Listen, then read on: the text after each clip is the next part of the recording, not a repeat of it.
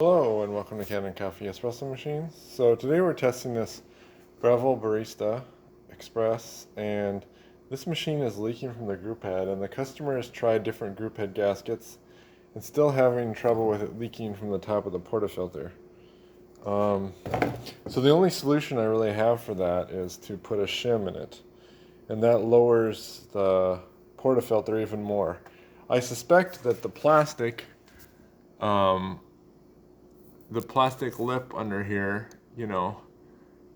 is worn down, and unfortunately most machines that aren't Breville's use metal, so they're a lot more durable, but with plastic it's definitely susceptible to be worn down, and I have not seen those parts sold to replace.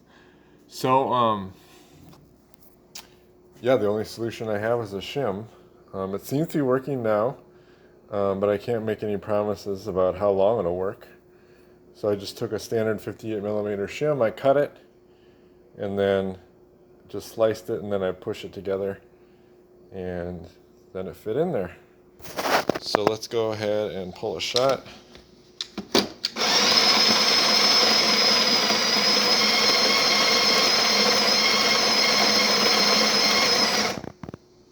So it was definitely a lot tighter when I put the portafilter in. Sorry, I had to pause the video there for a moment. I don't have a stand to put this on, so I'm going to put the double just to give it some extra liquid and time.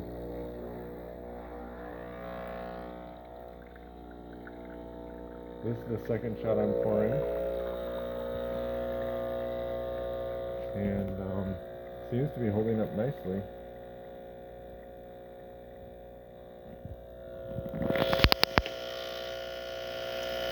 This is definitely a standard solution for a leaking portafilter after replacing the gasket for espresso machine mechanics, and